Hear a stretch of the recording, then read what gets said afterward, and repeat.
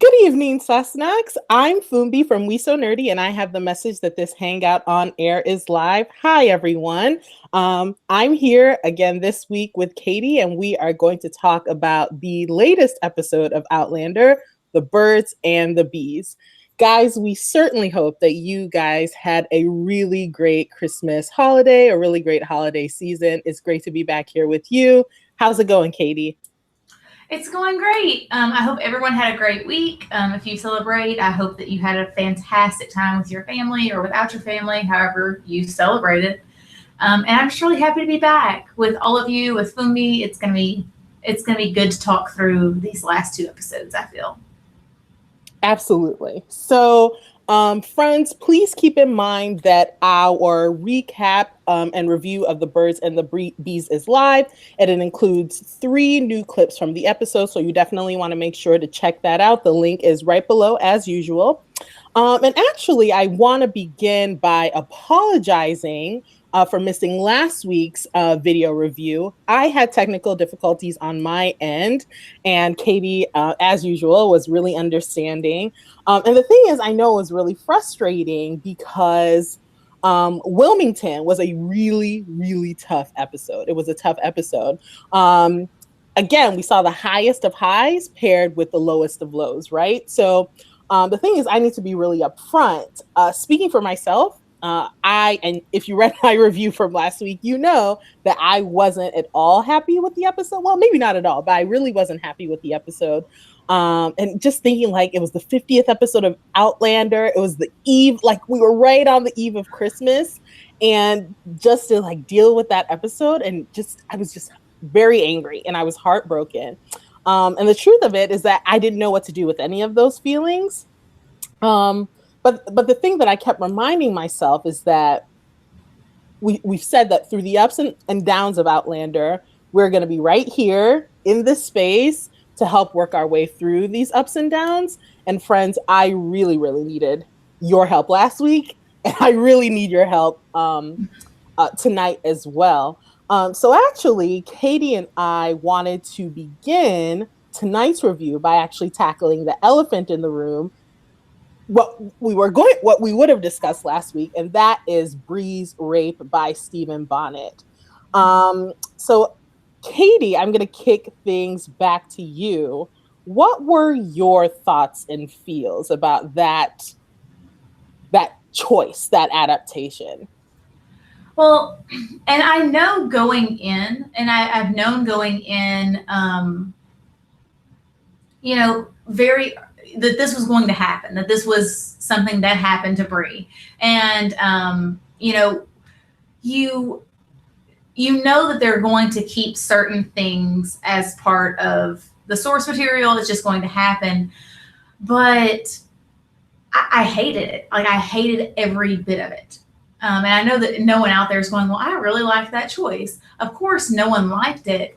But to go from finally seeing kind of Bree accept Roger, to kind of have these moments with Roger, and they fight, and but to immediately go, like, we're talking a couple hours maybe later, to have this extremely traumatic event happen to her where she is raped brutally. And it's behind closed doors because, we don't want to see it. We don't want it depicted how it is in the book so violently for everyone to see.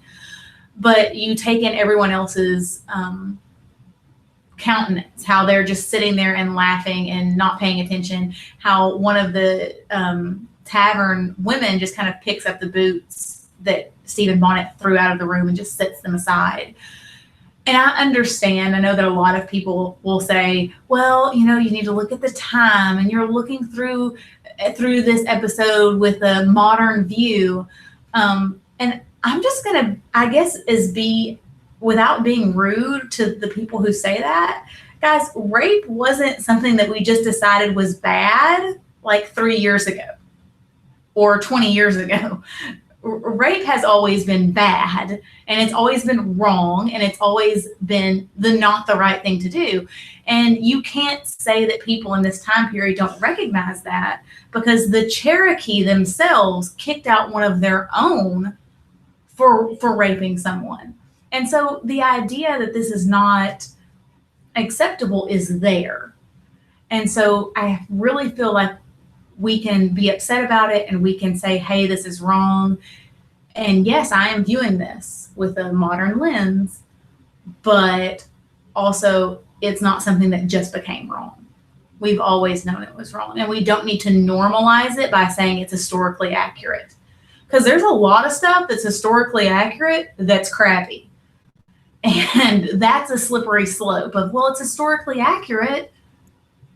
So, and so I'm just really not happy with it. And I know Fumi's not, and I know that you're probably not. And yeah, that's definitely an understatement. Like, so in general, this is an issue that I think many of us have with this series, and that is rape and assault as a plot device. And this is something that we've said about Outlander the books. This is something that we've said about Outlander the TV series. This is something that we've said about other series as well. Game of Thrones is one that comes to mind, right? That we have talked about, right? So this isn't necessarily me. So please let me speak only for myself. This isn't something that I'm just being nitpicky about in the context of Outlander. This is something that I take issue with both the books as well as the series. And the thing is, I mean, clearly I knew this was coming. And you have to think about, sort of, given the source material of the book, there isn't much that the writers can do, right? Short of just completely deviating from the scene. And it's interesting, in the aftermath of last week's episode, I actually read a few reviews, of the first episode of the season, America the Beautiful, where like several outlets speculated that the series would actually skip over Bree's rape. And you have to believe me, like, I was really hoping that would be the case. But it wasn't, right? We saw Bree experience this. And the thing is, in my opinion, the TV series adaptation made Bree's rape even more of a plot device. Like, it made it even more of, it was just, to me, I couldn't believe it. Like, I thought Claire's references to Bree throughout the episode were ridiculous, right? The parents can't always protect their children, then you flash to Bree. Or like, Bree would have loved to meet Colonel Washington, then you flash to Bree, right? Like, of course, we get it. Bree, something bad is going to happen to Bree. So for Claire to just repeatedly have these ham-fisted like references, I thought was ridiculous and unnecessary. But then the timing of Bree's rape, I thought, was even more of a violation, even more of an emotional manipulation, right? Because, I mean, I guess I can't kind of understand the drama involved with Bree having the best night of her life, right? This hand fasting with Roger, along with the worst night of her life, and putting it in one. I maybe sort of understand that, but truly it was unnecessary, right? It was, regardless, any night that it happened, it was going to be a horrible night for Bree, a horrible experience for Bree.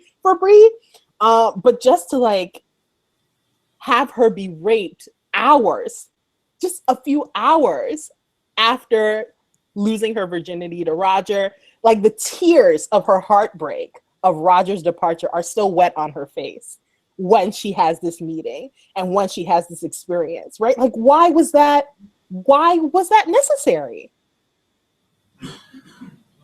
And that's one of the things that really bothered me, is to go along with your kind of like the way that it was almost clunky in the writing. Like, Wilmington was setting us up for what happens in The Birds and the Bees, specifically in regard to Roger and Lizzie's view of Roger. And one of the things that I really took, that really just never felt right to me, was when we see Roger for the first time, he's constantly dragging around Bree. like he's grabbing her so roughly and pulling her, and in like just in her space continually, just kind of, and he looks frustrated and angry, and that was put there just for Lizzie, just for this one moment in the birds and the bees that comes up, because Roger is not the type of guy who's going to be like, you're coming with me and like pulling Bree all over the place. And Bree's not going to be the type of girl who allows this man to just manhandle her that way, And so that whole interaction with Roger right in front of the window with Lizzie, it didn't set right with me. Like, I know the purpose for it. I know that it was setting up for what's to come in tonight's episode, but it was just so, I guess, obvious. It was so it didn't really, I don't know. I didn't like that. I didn't like that at all. No, I agree. It was super plot devicey. Yes, it was a plot device. For lack of a better word. It was just, I don't know. I just didn't see. And I mean, again, I understand, with life, the way that life continued around, as Bree is screaming and begging for help, the card games continue. The lady of the night is with her person, and and people the person gathers Bree's boots. And I get it, right? It's part of this sort of depiction of the normalization of this assault that Stephen Bonnet is perpetuating. It's so normal for these people in this particular time. Mm-hmm. But I just didn't, truth be, I just didn't understand. I mean, rape sucks, and rape is a complete violation. I think we as viewers are sophisticated enough to understand that without the additional points of drama, of emotional manipulation. Mm-hmm. I mean, it just seemed way too much. It seemed way too much, and it seemed way unnecessary. I don't understand the changes. If it was just for the sake of saving time and moving the story along more quickly, fine. I don't think that was the best decision. And again, I mean, it's in every single episode this season, we've started with these amazing high points, and then these ended on these horrific low points. Tonight's episode, The Birds and the Bees, was the exact same way. Yes. These episodes just have these wonderful, wonderful high points of joy and happiness, and then it ends in the most horrific way. And it's like, can we stop that now? We've been doing it all season long. We get it. We get it. So can we now stop? Your writing exercise was fun. It's worked out well. You do it well. Let's try something new. Let's shake things up a bit. Because, man, like you said, there were so many happy moments, and we'll get to all of the happy moments. And then it was just, I mean, God bless him. At the end there, you're just so devastated. And it kind of leaves you on a little cliffy, because I guess if you haven't read the books, you don't really know where this is going next. But another thing that you brought up was the speed in which the story is moving. Everything is in fast forward. Tonight's episode takes up place over the span of 2 months. So everything is in fast forward, and it seems like they're trying to fit, I guess, however many pages are left in this novel into 4 episodes of this season. Mm-hmm. And it's just going to so much stuff, I feel, in the next 4 episodes is going to get smushed in there. Yeah, it's, I mean, and the interesting thing is that there's so much of Drums of Autumn that we are not seeing, right? There's so much that takes place at River Run. There's an entire storyline with Auntie Jocasta and her sort of past, and how she got to North Carolina and her husband's. There's an entire storyline that we're completely missing. And again, it's tough, right? Because you only have 13 episodes, and you have to hit the high points. So it's really, I don't know, I don't, it has to be extremely difficult for the writers room, and I want to acknowledge that, and I want to show respect for that, right? Because these are massive books, these are massive stories that they're taking, and they're trying to fit into 13 episodes, and we can't expect it for it to be. I mean, we can't expect it for it to be perfect, but at the same time, in specifically in terms of the changes they decided to make, as in terms of Bree's rape, I just thought it was those I did not like those choices. And again, I respect Team Outlander. I respect the writers' room. They certainly have the right and the authority to make these decisions. But with respect, I did not like those choices at all. I agree. I co-sign what you said 100%. Definitely. Yeah.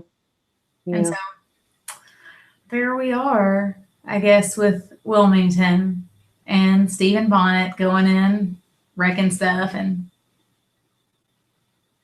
now we're in with the birds and the bees. Yeah. Okay. So yeah, let us transition to the birds and the bees, aka, and I love Katie so much, aka the one with meetings, reunions, and miscommunications. So Katie is the one who recapped tonight's recap and reviewed tonight's episode, and she wrote the outline for our video review for tonight. And I just thought she had this brilliant idea using like sort of this thematic about the meetings we observed in the birds and the bees, the reunions we observed, as well as the massive miscommunications. And guys, like massive miscommunication. Massive doesn't even like you are wrecking lives. Life ruined, lives ruined. But let us get into it. Okay, so the episode begins, the birds and the bees begins in the aftermath of Bree's rape by Stephen Bonnet. And she the Wilmington ends with Bree gathering her boots and walking up the stairs. The birds and the bees begins with Bree entering her room that she shares with Lizzie, and Lizzie, like, Bree is clearly in shock for the attack that he just suffered. But Lizzie is also in shock, right? Because remember, in Wilmington, she spent that entire day asking after her mistress, not being able to find her mistress. Yet here Bree is. She's arrived, and she is she's clearly been attacked, right?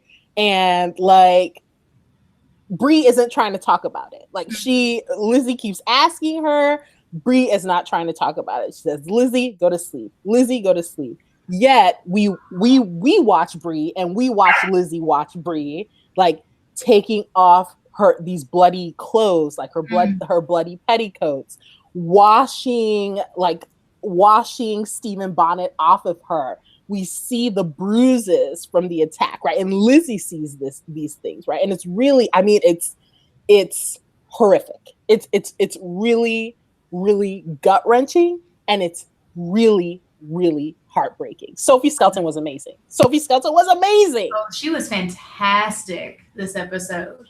I mean, last episode too, but she really was. It was horrible to see the aftermath. Like, I don't know what I expected from the birds and the bees, but I didn't expect it to start off there. And everything after this one is all about how Bree compartmentalizes that night. And she does kind of put things into little boxes, and she's very careful, we see later, with how she discusses that night. But that was so difficult to watch, to see her so hurt and just telling Lizzie over and over, just go to sleep. Don't worry about me. Just go to sleep. Stop talking about it. I'm not going to talk about it. That was, I hate that for her. No, it was, yeah, I don't know what else to say about it that I haven't already said. I don't know what else to say about it. It was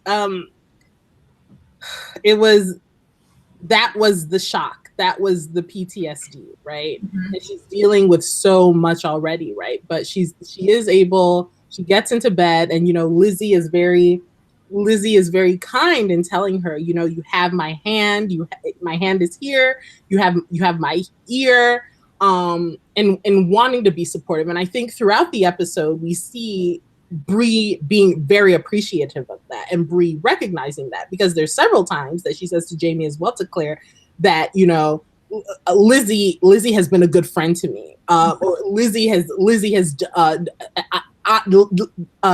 indebted to me, but I'm also indebted to Lizzie, right? I mean, she says that several times. So she definitely recognizes that. But I think that night, right, that is a night that Bree does not want to remember. And we even see it the next morning, right? Like when Bree wakes up and she's seen that Lizzie has like washed her clothes for her, Bree's like, number one, you shouldn't have done that because you're sick and we don't want you to exert yourself. But number two, I'm never wearing those clothes again. I'm never wearing those clothes again. Like, Bree wants nothing to do with that night. Yes. And so she's like, I'm sorry you had to, like, wish you wouldn't have done that. I'm not wearing them again. We've got to go. I need to find my mom. I need to figure out passage to cross the creek. I need to see my Aunt Jocasta. Like, we've got to get out of this town. And that's one of the ways she kind of copes, I think, with what happened, is to get out as quickly as she can. And so she, I think that she wants there to be some, closure with Roger. And she obviously runs to the dock whenever they tell her that, she asked the innkeeper if someone came around asking for her, and he doesn't give the full message. He's like, yeah, someone stopped by. It's like, I mean, he could have taken the time to relay that.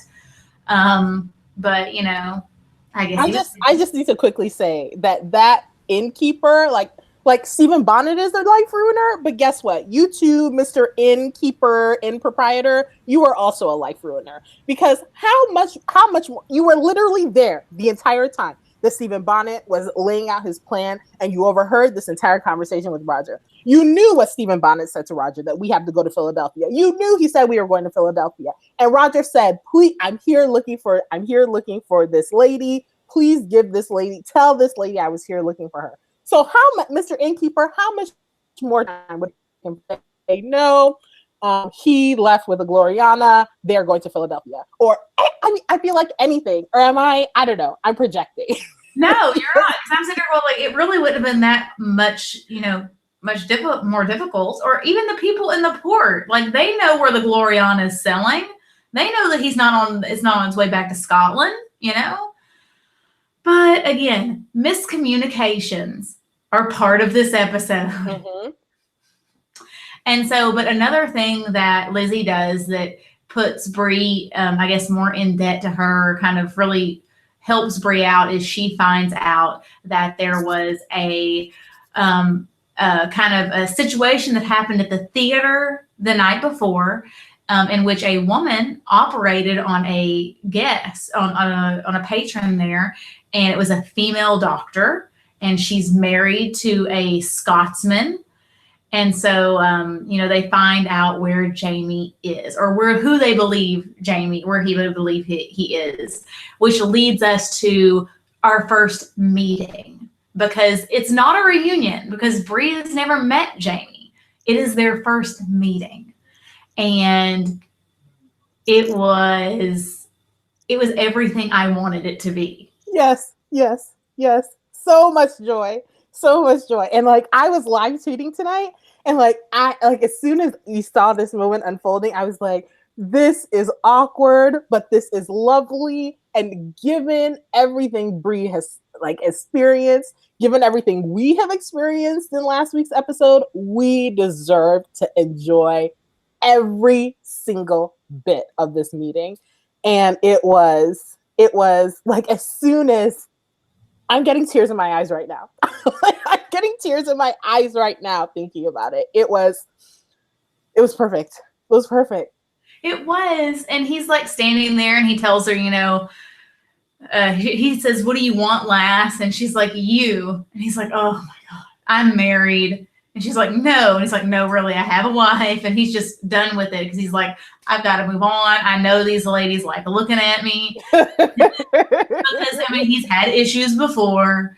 But when he turns around and he really looks at her and she's like, I'm Brianna, I'm your daughter.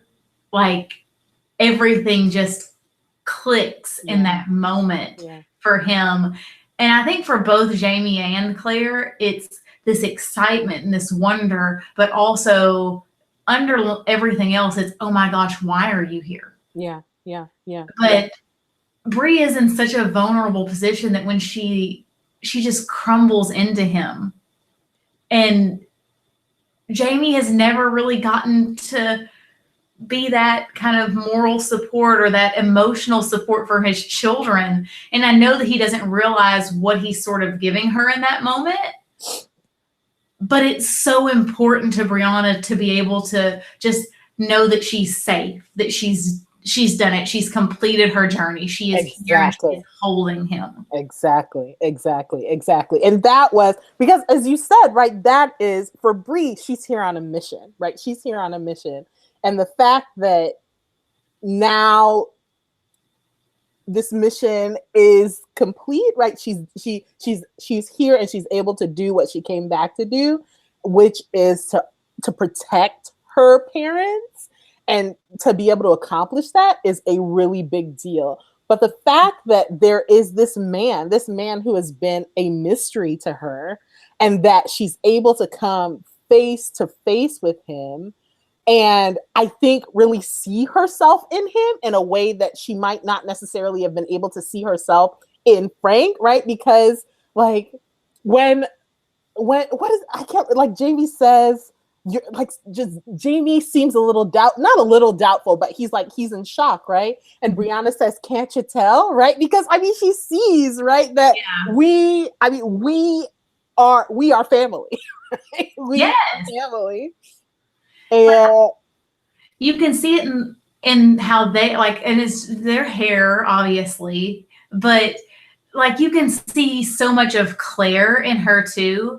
And I love that house. I don't know how Sophie and Kat kind of worked with each other, but she holds her hands the same way Claire does in front of her body, like very like in front of her. She holds herself the same way that Claire does. And she has this look of Jamie and she holds herself like Claire.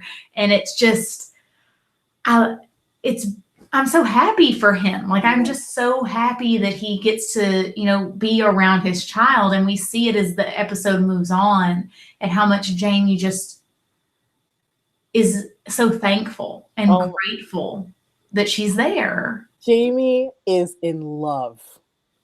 He is in love. He's so in love with Brianna. And it is, I mean, like the tears in his eyes, Sam Hewitt, like, Sam, I love you a lot. I love Sam so much because like his face, his eyes well up and the tears like are overflowing in his eyes, and like they get so red, and and even just he talks about like, I didn't imagine you as a fully grown person. I only ever thought of you as a baby. I only ever thought of you as a small bear. And like even that, and just so much emotion. He's in love. It's love at first sight. This is his girl. That is like that's the best way to put it. It is. Oh goodness. And Sam can take these emotional scenes where he may not have a ton of lines, and just everything is acted out in his facial expressions. And I think that we talked about this like last season, maybe in the Battles Joined. For Culloden. In Culloden. Exactly. Because there was no real dialogue there at all, but his facial expressions throughout that entire scene, whenever his men are being taken out of the shack, and like in Culloden, like Sam has this incredible ability to kind of share everything like through his facial expressions. Yeah. without being able to say a word. Yes. I love it. I love him so much. He's I fantastic. Yes. And like I mean, Katie, you said it, but I just co-signed it. I mean, I I thought everyone in this episode was sensational. I thought Sophie was sensational, Sam, Kate. I mean, I thought they were all sensational. Mm-hmm. But I have to tell you that scene of that initial meeting between Jamie and Brianna was perfection. And the interesting thing is, I went back and I read the just briefly after I watched the episode. I went back and I read the scene in the books, and it's funny because like in the books, it unfolds in a really similar way. Like Jamie is like standing by a tree and he's like urinating, and like Bree comes upon him and he's like, you know, I'm married, like I'm not trying to hear you. And eventually Brianna's like, no, I'm your daughter, I'm Brianna. And he's like in the book, Jamie's reaction is, you're huge. Because in the book, like Brianna is like really like she's really tall. I think she's like 6 feet tall, and she's built like her people. Yeah. She's built like her people, right? So like Jamie's reaction is like, you're huge. And like she like, and Brianna takes offense. He's like, what do you mean huge? And Jamie's like, no, I just meant that, you know, I've always thought of you as like this small child. And like they have sort of it's also a similarly very emotional experience. So I was quite pleased. I love that scene in the book. I was very pleased with the adaptation for the show as well. You make me want to find this, and so I can just read this like meeting. I'll send you a link. Because like I need to read this, because to have Jamie, who sometimes, let's be real, Jamie can put his foot in his mouth sometimes, be like, you're huge. And I have to read this because it sounds hilarious. Oh my goodness. And so we had Jamie meet Brianna. And so like when we said, we set this up in like, well, in my brain, I was like, meetings, reunions, miscommunications, and like, because I separate things that way. So the next meeting that we have in this episode that is, well, she does meet young Ian, and that's super sweet, and he's like adorable with his little dimples out there being sweet and cute. But the big meeting that I was not expecting was Brianna meeting Murtaugh. And as Murtaugh, who is in Jamie and Claire's circle, who's like the only one who knows about her time travel, to have him look at Brianna and say, what took so long? Like my heart just melted, and I was like, he is here, and he is, you know, we loved you, we wanted you, and he just immediately accepts her. Oh my goodness, I love that so much. Yeah, like I watched the episode after Katie watched the episode, and usually it's Katie who's like texting me her feelings. This week it was me texting Katie my feelings about the episode. And as soon as like they arrive at Fraser's Ridge and Jamie whistles and Murtaugh comes strolling out of the cabin, I was like, oh my goodness, Murtaugh and Bree are gonna meet. I was like, I didn't know how much I needed them to meet and know each other. And it was perfect. It was perfect. And he's just like, he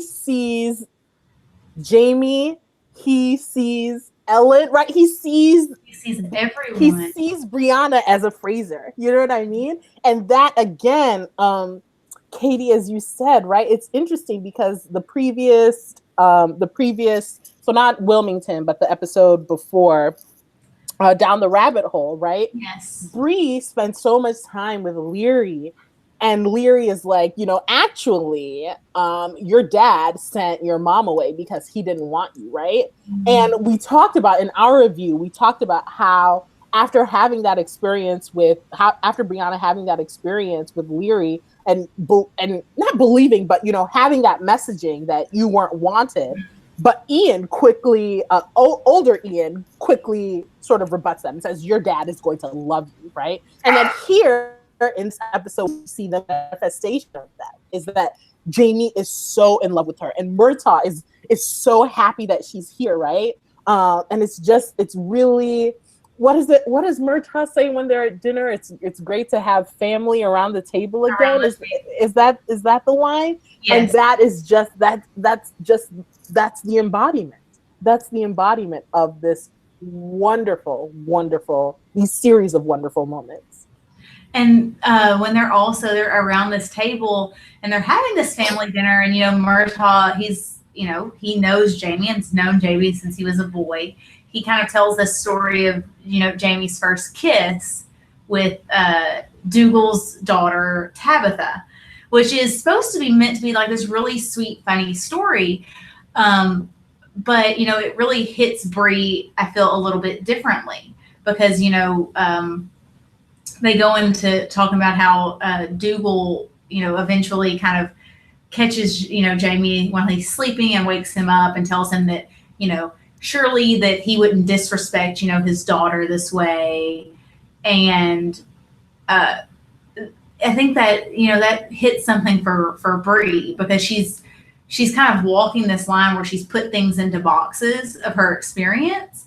But that idea of someone, threatening Jamie for maybe doing something untoward toward a woman, that kind of triggered something in Brianna. But you see Claire notice it. Mm-hmm, And that's something we'll talk about. But Claire notices every single moment that something is still not right with Bree, that it goes beyond Roger or it goes deeper, but she doesn't press her on it. And that dinner scene, there's that one little thing that just kind of just flips the switch.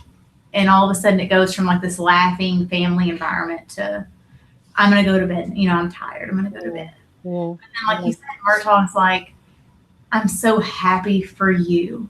You deserve this. Like he tells Jamie, you deserve this happiness. And he even says, her eyes look like Ellen. And like I said, Murtaugh is the friend that Jamie has always deserved. Like his happiness, like he loves that Jamie's happy. yeah, I yeah, love him so yeah, much. yeah. Like guys, I mean honestly, it's Murtaugh is my I'm ride or die. Like honestly, he can do no wrong, and I don't know what he's got up his sleeve in the future, but I will still be here. Just blinders on. And it's interesting because over the next few weeks we get to see Bree settle into life at Fraser's Ridge, and she is with Jamie, she is with Claire, she is with Murtaugh, she's with Ian. And she really fits right in. She fits right in. Like she picks up with the chores. She's like, she's with everyone in the family, and it's really really it's a wonderful set of scenes to be able to see because I mean when Jamie and Claire and Ian were building Fraser's Ridge, right? We got a similar series of scenes in a montage. So I thought it was a really great touch to get that in terms of Bree as well, right? But the thing that we also see is that sort of underlying that and her joy at being with her family is also Roger. Roger isn't here, right? And she is and you see she's so forlorn, right? She's Jamie says that she's heartsick, Mm-hmm. and that's something that's very evident as well. Yeah, I think they're on their way to Fraser's Ridge, and he says, she's heartsick. We'll do whatever we can to help her get better.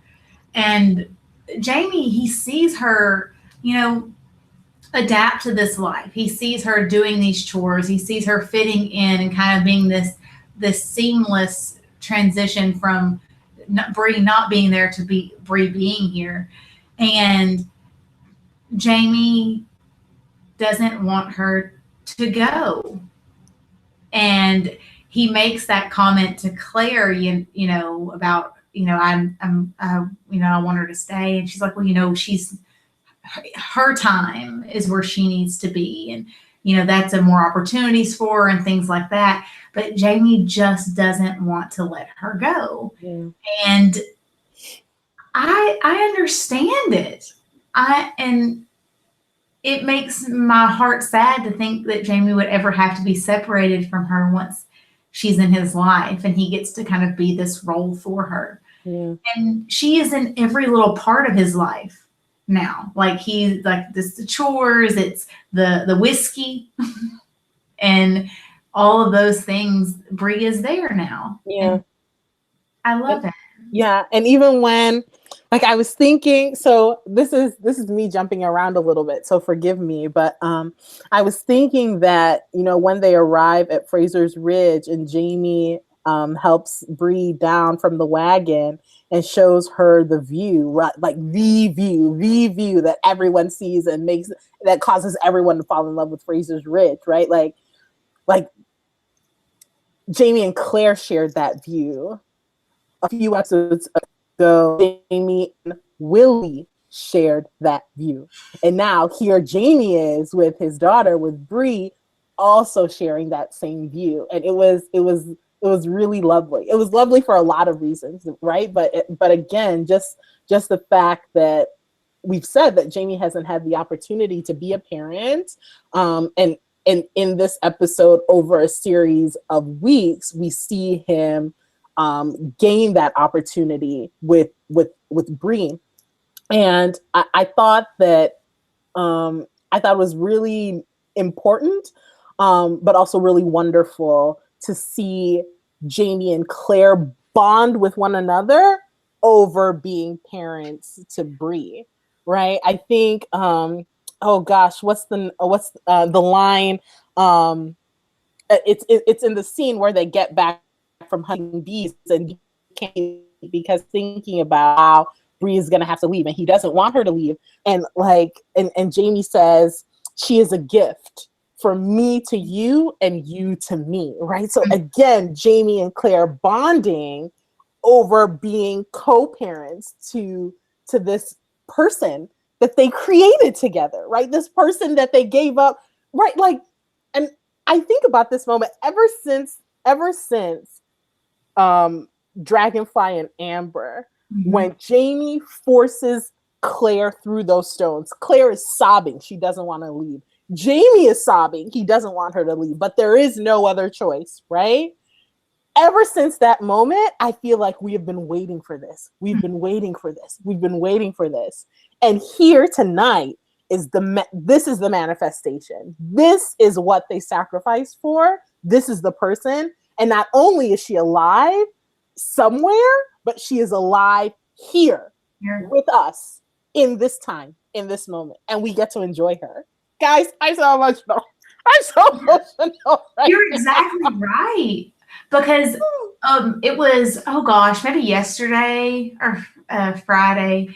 Anyways, I was scrolling through my Twitter and someone had linked the scene from the season finale of season 2 or whenever he forces Claire back through season 2.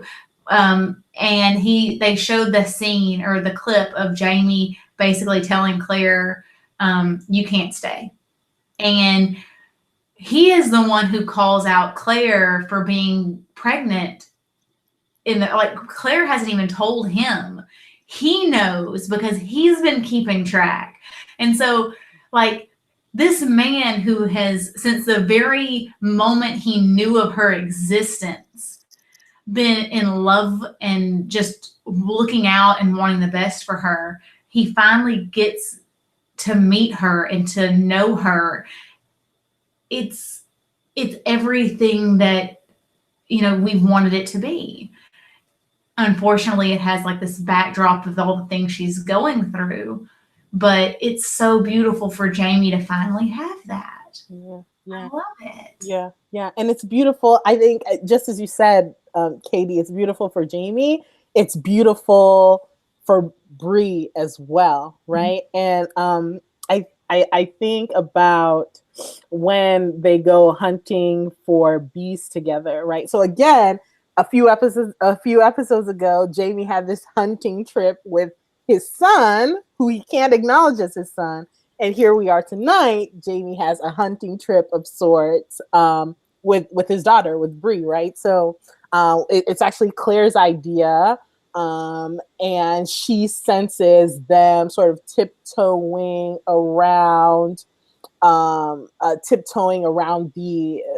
topic of Frank, and she's like, "Look, take her hunting with you, right?" So he takes Bree hunting with her, and they're able to have sort of a couple conversations emerge, right? So, firstly, this conversation about Frank and acknowledging Frank and the role that Frank played in her life, right? And again, this sort of ties back to a previous scene where Jamie is shooting, and I think he's thinking that he's going to teach Bree how to shoot a rifle, but Bree already knows how to shoot because Frank taught her how to, and she says that, my father would take me camping, and he taught me how to shoot. And I just sort of, again, I know I'm talking a lot, but I just want to quickly just point to, I think a couple reviews ago, I said that I appreciate Frank so much in the way that he sort of Frank's redemption is in his relationship with Bree, and this is part of it, right? Because the book is a little bit more systematic and sort of demonstrating how once Frank realized that there was a potential for Bree to go back in time, he went about teaching her how to live in that time period, how to live in the past. And part of it was teaching her how to shoot, right? So in this episode, we see that. So I thought that was wonderful. And again, I know we're sort of here and there about Frank, but in his relationship with Bree, I honor him. And the thing is, Jamie does too. That's one of the things that I love is this episode is whenever she mentions about Frank teaching her to shoot, it kind of does seem to make Jamie like straighten up a little bit because she calls him her father. But when he takes her out hunting for bees, and they're sitting side by side, he tells her, I'm grateful to him. He raised another man's child, a man he had no love for or had no cause to love, and a child that he did not see himself in, and he loved you, and he stood beside you, and I'm grateful to him for that. And then Jamie, he's like, but I can't say that I'm not happy that you're not here with me now. Because he's like, I'm happy that this man raised you. I'm happy that he was able to provide this stable life for you and this foundation. But I'm also happy that I'm your dad and that you're here with me. And that's when she says, I don't know what to call you. And he's like, how about dad? And he's like, it's just simple. Like there's nothing attached to it. It's just, this is simple. This is yours and mine. And it's just dad. And to hear her call him that, like you can see his face just light up. And he like he's sitting beside her and he's got his arm around her. And he's just like seeing Jamie in dad mode, especially with Brianna, is just so uplifting and wonderful. And I want more of it. Yeah, it's perfect. Right? Because like he is like, I apologize for being so redundant, but he is in love with her, right? This is like, you are my darling. You are my blessing. You are my blood. You are my heart and soul. Like this is there's so much bound up in this love that he has for this girl, right? This is his girl. And it is tough because Frank, right, held this role and still does, probably for the remainder of her life will hold this very important spot in her heart.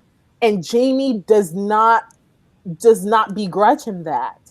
But he is hopeful that they can become something special to one another too.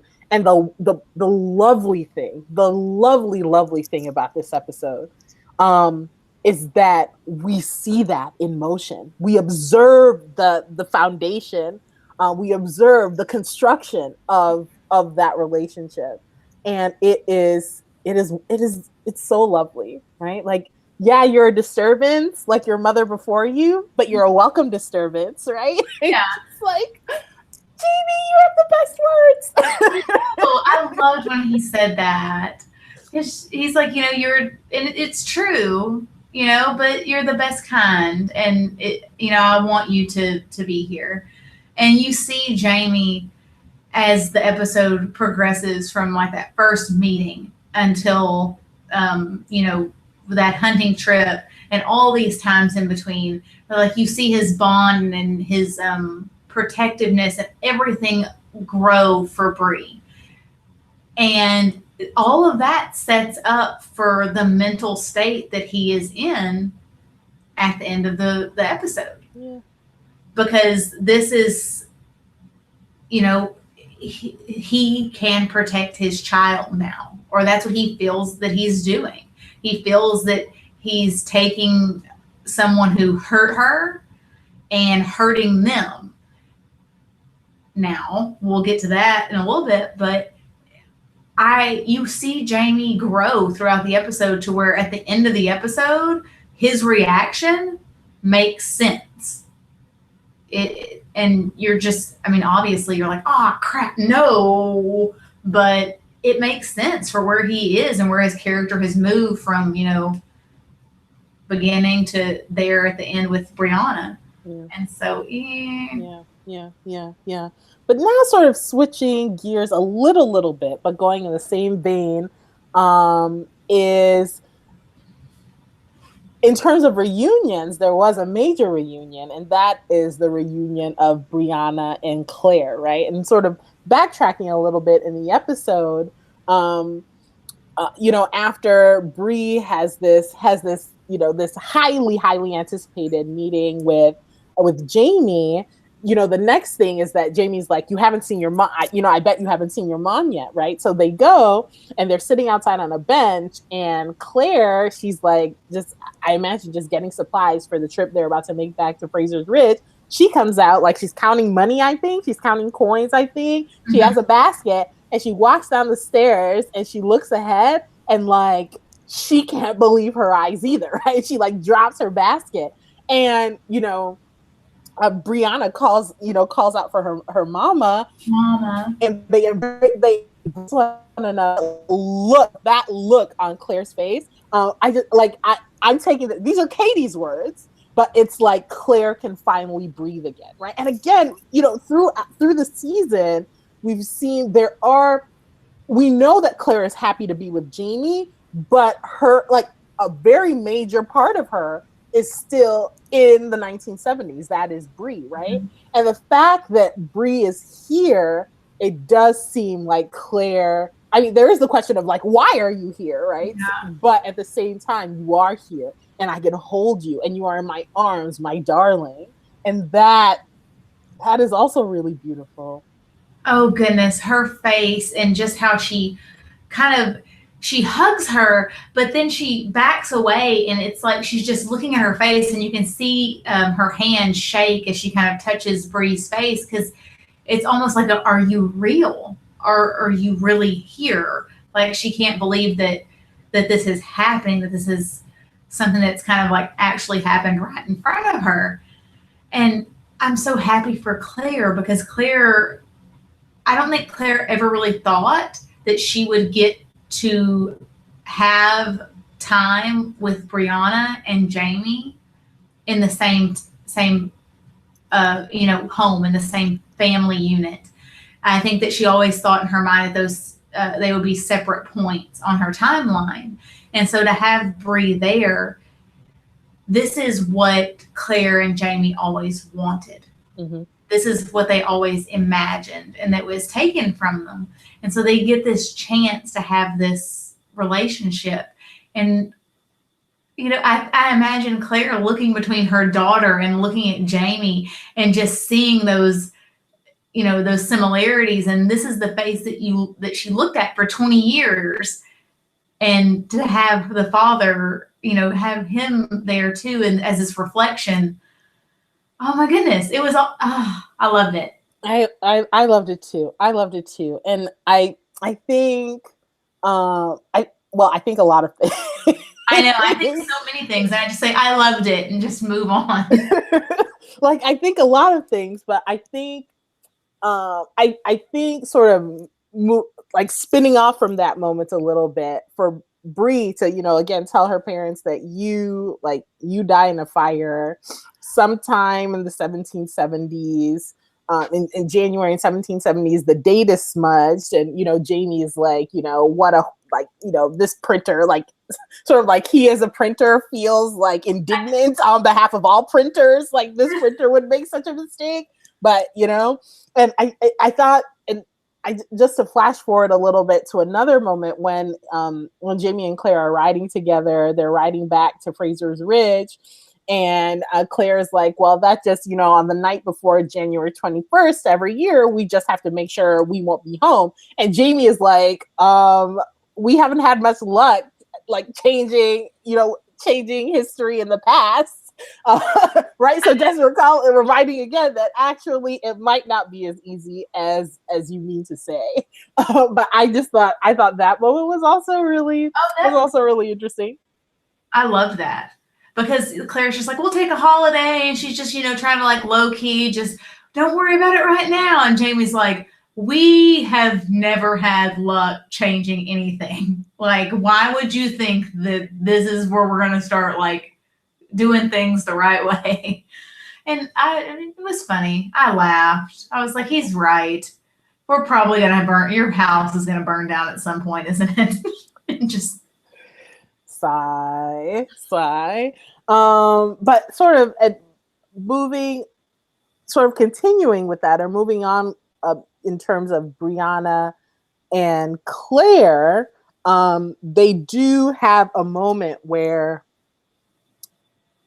they're riding in the barge down the river, and Bree tells Claire about Roger, that Roger was here, that we're in, and like Claire recognizes that they're in love, and Bree confirms that we were handfast, but we got into a really bad argument, and he's gone back through the stones. He's gone back, and Claire just doesn't.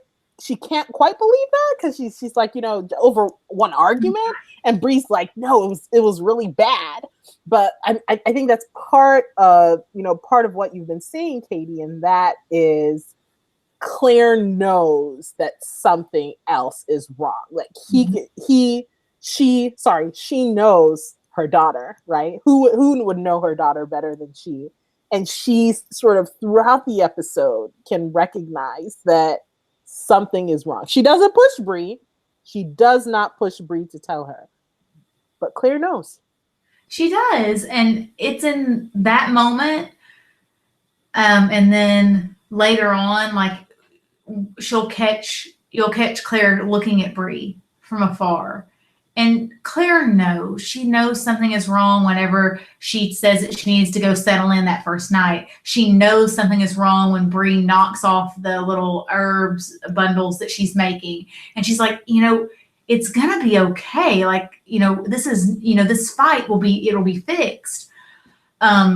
She knows something else is different, but I don't think Claire wants to push her to say anything, because it's one of those things that Claire knows she's going to have to talk about on her own in her own time, because I think she feels that there's so much weight, that there's something here that is going to be hard to talk about. Mm-hmm, mm-hmm. And it hurts to know that, because we've talked about rape in the past in regard to Claire, and how Claire has always been very good at kind of compartmentalizing it. She's been very good about just, I had to do it for this reason, or this happened to me because of this reason. But to see her daughter go through that, breaks Claire in a way that I haven't seen anything break her before. Yeah, yeah, yeah, yeah. And even so, there are two things I want to say, but I want to continue in the vein that we're discussing, and that is by the time we get to the end of the episode, and Bree, like, so 2 months have gone by, and Bree, it's in the morning, and Bree is with Lizzie. Lizzie is about to go off and go off. Are they going to the distillery? What are They're they? going to the mill or something. She's going to the mill with Ian. Yes. So they're going to the mill with Ian, and Bree's like, I'm going to be picking herbs with my mother, but this entire time she's been staring at a mama bird feeding her baby birds, right? And Bree has already, like, she knows, it's been confirmed for her that she is pregnant. And it's in that she doesn't want to have to tell her mother, but she knows that her mother will know, right? And there's a really interesting moment where, like, they Claire sort of takes Bree aside, and they sit down, and she, observes her daughter for just a little bit, and asks, how far along are you? And you're just like, whoa, whoa, there's a baby, and then, like, so, like, you're like, wow. And then, like, Bree says, it may not be Roger's baby. And then you're like, whoa, what's happening? What's happening? What's happening? And it's that moment when she says it might not be Roger's, that I think that, like, Claire starts fearing the worst. Yeah. And that's one of the things that and I know that it's part of the source material, and I know that this is something that it is a side plot in the source material, and I understand it.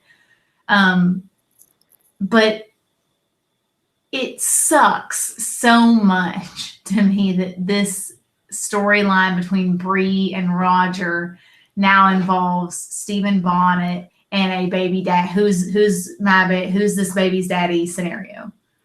Because there could have been so much more, I feel, that could have been pulled from Roger and Bree's story without making, like, this gimmicky thing be.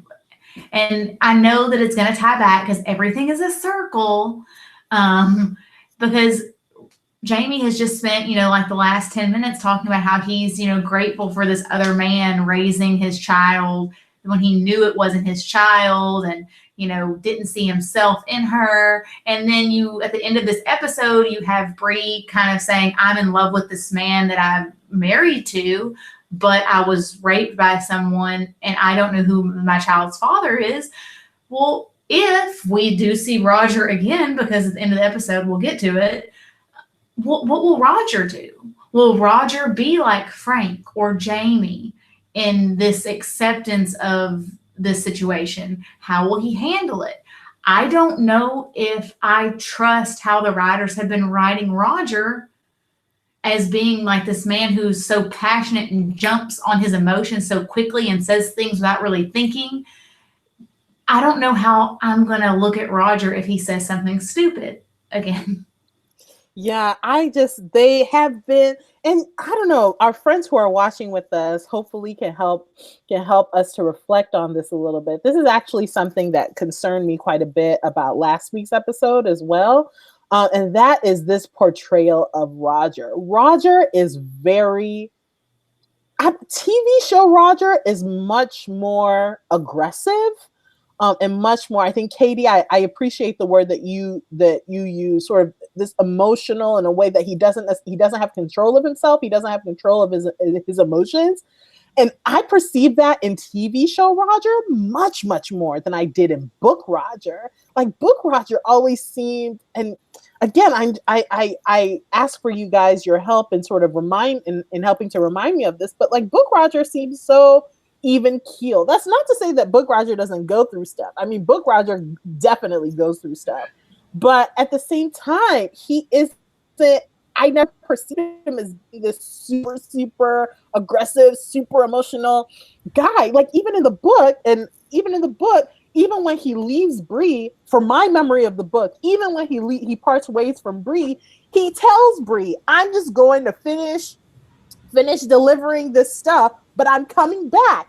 In the book, I feel 95% sure about this, that Roger tells Bree that he's going to come back to her, and Bree sort of like brushes it off, like, whatever, I'm done with you. But Roger tells Bree that he's going to come back to her. TV show Roger did not. TV show Roger was like, "I'm mad at you, I'm bouncing," and that's the end of it, right? Like, just super, like, just not in control of himself. Yeah. And I don't know, it isn't making Roger particularly compelling to me.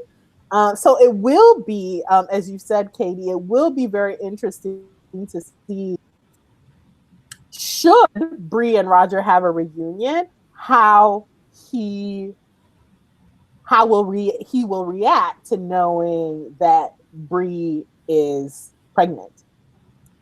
And like you said, like there are moments when there are moments for Roger, and I almost said Richard. There are moments for Roger, which we love Richard too. You're awesome. Um, but for Roger, where you can see like little sparks of this very smooth, loving, just swoon worthy guy. Like the night of their hand fasting, when he puts her hand on his chest, it's like, let me know if it's stopped. I mean, just like that whole guys, oh mercy, like this is wonderful. Like, oh yay, I like this is beautiful. I love it. And there are moments when he just has these just, oh, it just makes my heart just go like this. And then there are times where I'm like, really? That's what you went with? That is how you want and so I really hope that they kind of balance or figure out a way to balance it out. But it's part of the whole big thing of miscommunication. Yeah. But wait, sorry, just Yeah. before we get to miscommunication, I just wanted to say two things. I apologize. I just wanted to say two things. First, I just wanted to quickly reflect on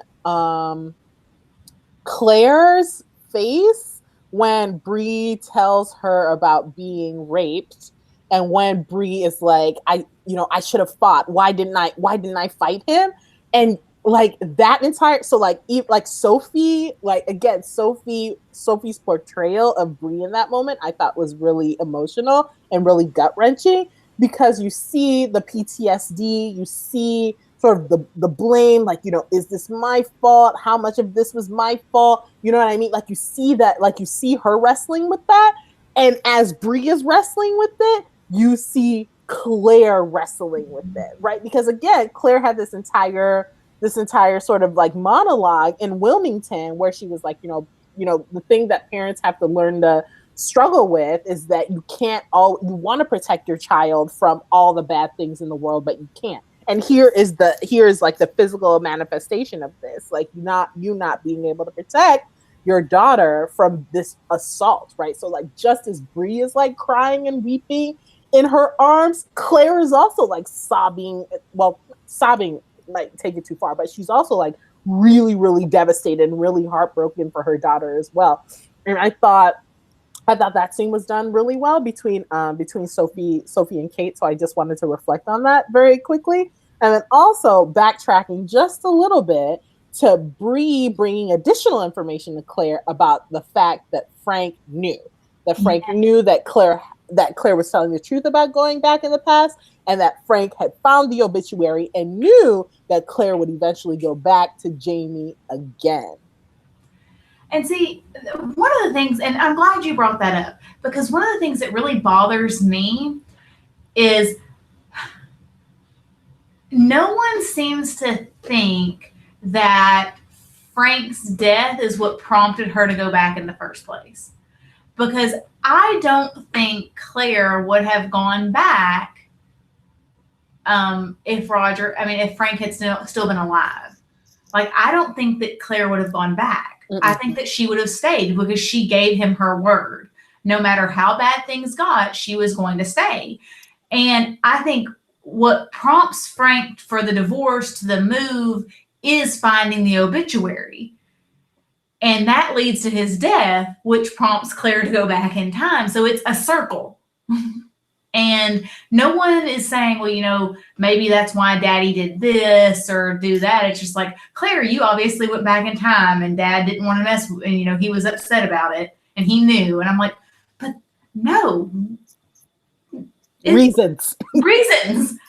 There are reasons. I'm sure there are. Like, if he had never found the obituary, he probably wouldn't have been so gung-ho about studying abroad or Oxford or, divorcing Claire, because he was perfectly fine with the way his life was set up at this point.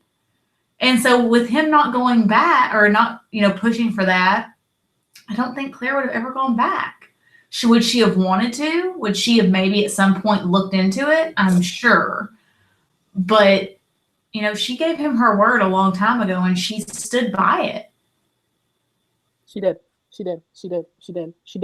No, absolutely. And I think what's important, and I think Bree recognizes that as well, right? I think what I've really enjoyed, and I enjoy a lot of things about this series, but one of the things that I've really enjoyed is being able to see Bree evolve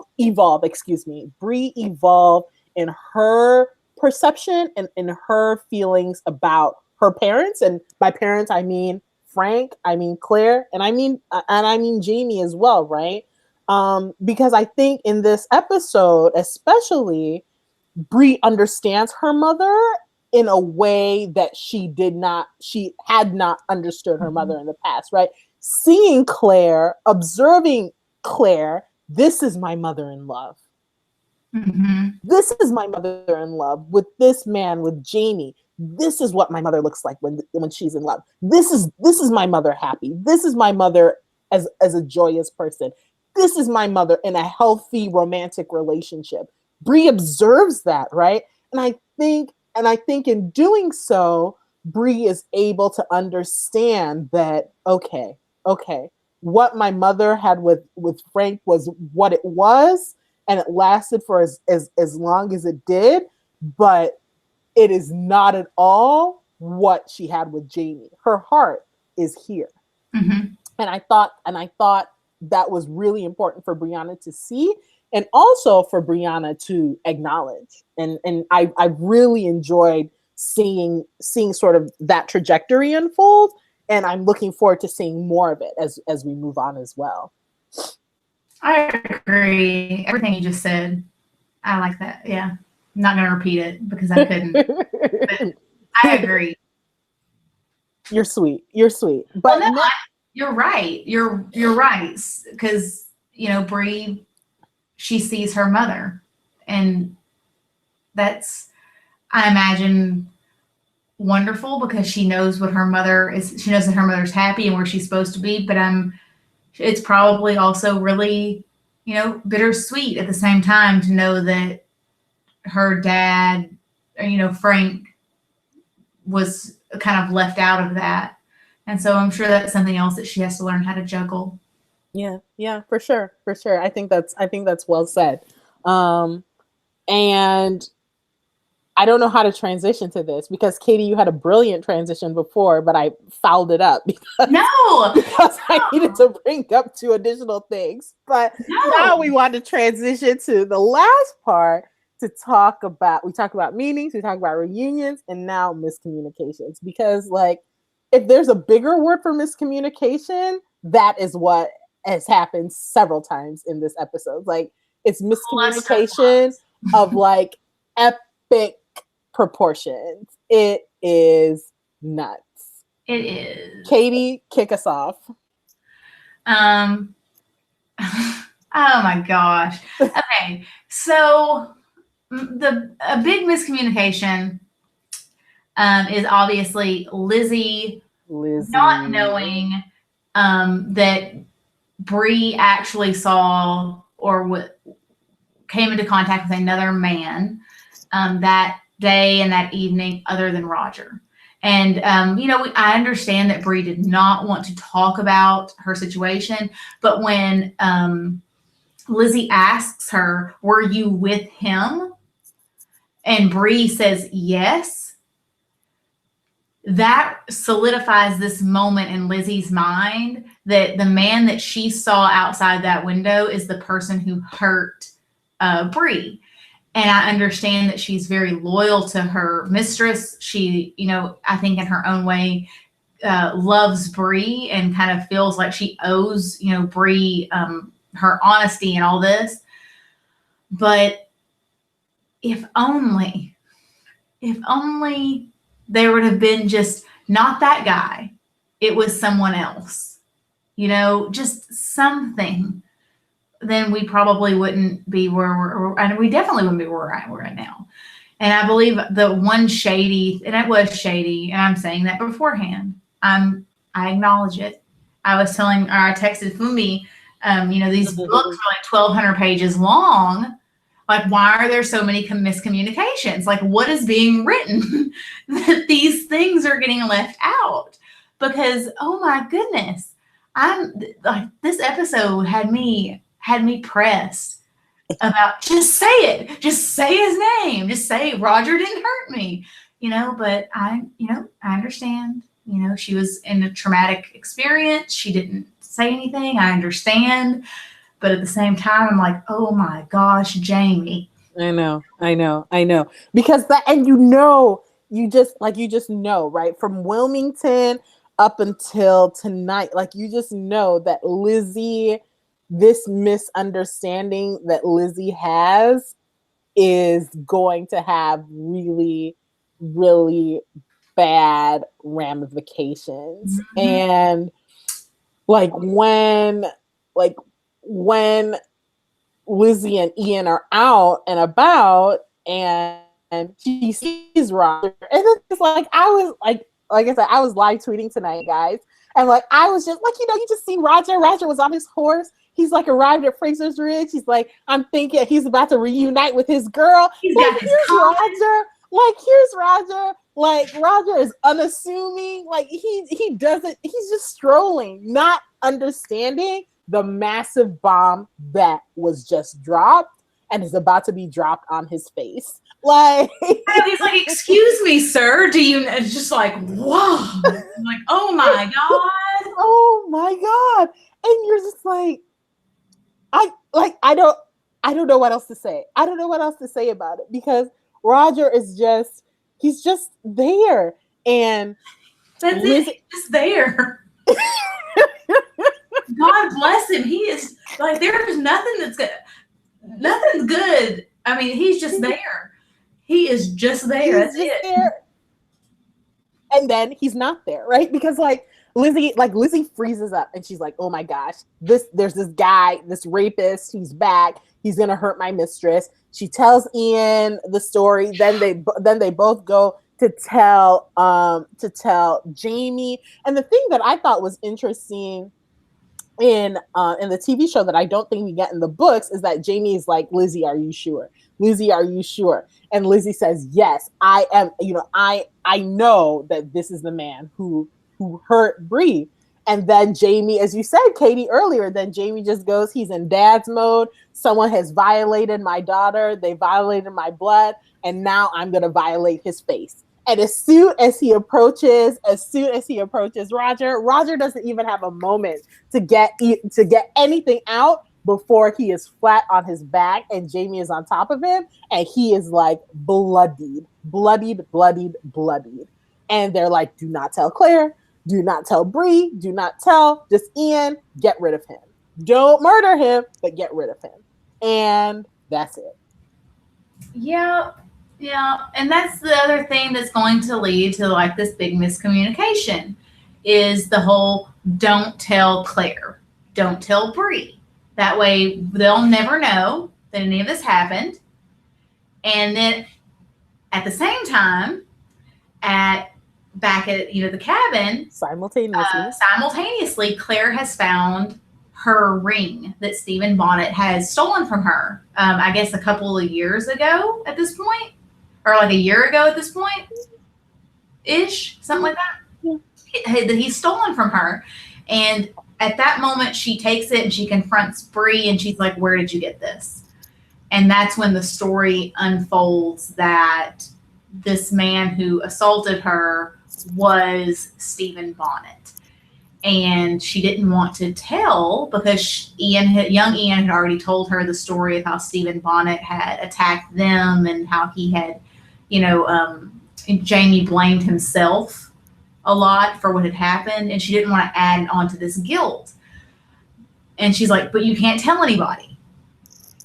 And so if Jamie knew that Stephen Bonnet was actually the person who raped Bree, then he could immediately go, "Oh crap, someone needs to go get the other guy that I accidentally just beat into unconsciousness from wherever Ian put him." But now we have several little bombs that are just poised and ready to go off next episode. Yeah, yeah, yeah. And that's it. Lizzie has a set of facts that aren't fully true. Claire and Bree have a set of facts that aren't full. I mean, they're true, but they are incomplete. Jamie and Ian have have a particular story, a set of facts that are also incomplete, right? And if all these people could just get together and get on the same page, like poor Roger wouldn't. I mean, we saw the preview for next week's episode. Roger has been sold into white slavery. Well, sold isn't the word. I don't think Ian got any money for him, but has been like given into white slavery with Native Americans. And you're just like, what? And Roger suffers, right? He suffers for this epic miscommunication, this epic misunderstanding. And it is, yo, like, whoa. It's gonna be a mess because in that preview, Claire's like, "Jamie, what did you do?" And I'm just like, but see, the writers did this purposely, where Jamie never says do this to Roger. He says don't kill him, just get rid of him. And so Jamie actually doesn't have to be like, "Well, I didn't tell him to give him to the Cherokee as like this slave." So he has like this plausible deniability going on that the writers, I think, made it to where he could be like, "Well, he didn't actually really do that to Roger. He just beat him unconscious." Yeah, yeah, yeah. But I do not feel that Claire is going to think that that's just semantics at this point. Yeah. And the thing is, I don't want to talk too much about it because I want to refresh myself so we can talk about it more next week. But like from the books, we don't see too much of Roger's experience, like being sold into or given into white slavery. Like we don't see much of the experience. So it'll be interesting next week to like see what he goes through. But also, they are speeding up the timeline a lot. Because if you're telling me by the end of next week's episode, Bree and Claire know what has happened to Roger, like that is really moving things fast in a way that doesn't happen in the context of the book. So I don't know. I don't want to say I'm nervous, but I am. I'm interested.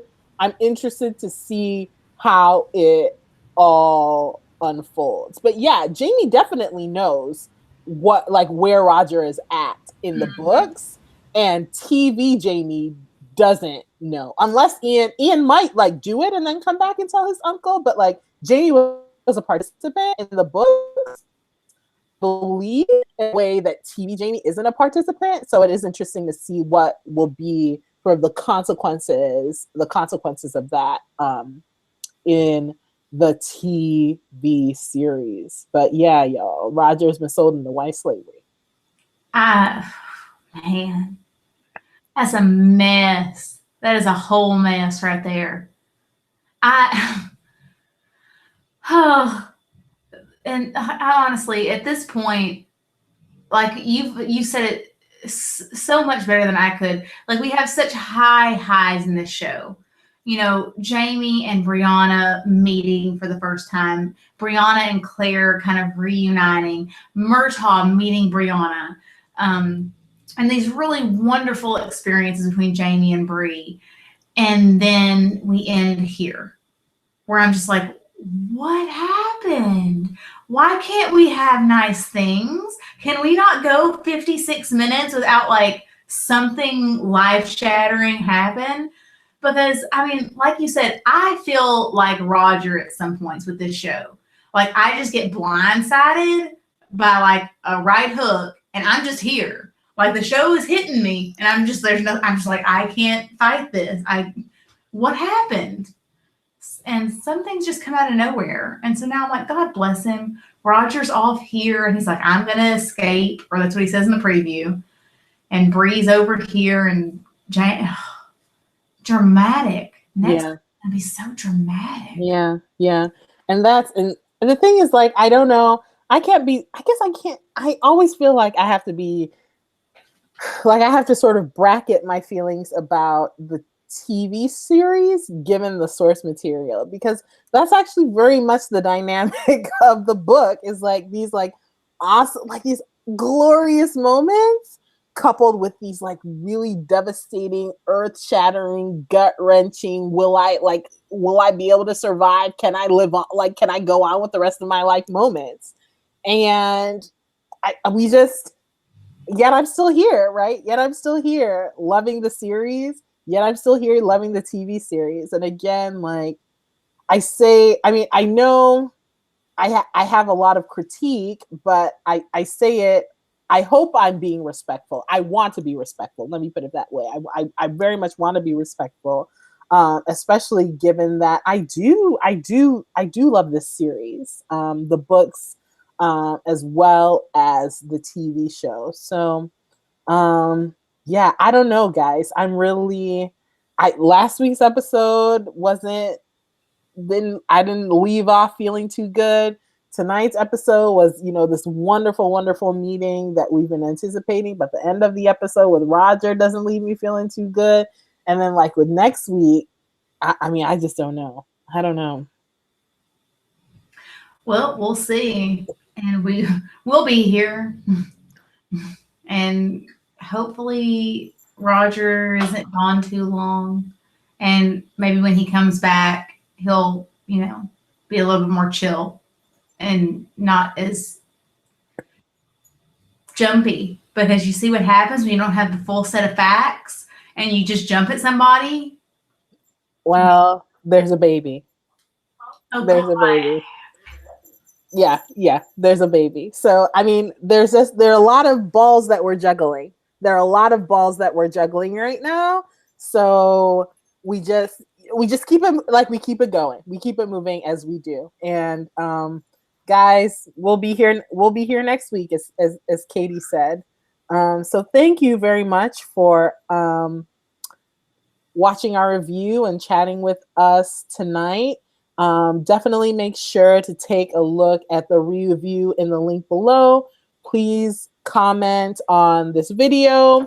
Please comment on the recap. Please find us on social media, and share your thoughts as well. We hope you had a Merry Christmas. 2019 is right around the corner, guys. Katie, the next time we see everybody, it's going to be 2019. I know. It just hit me.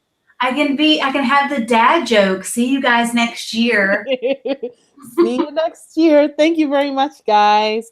Have a good night, everybody.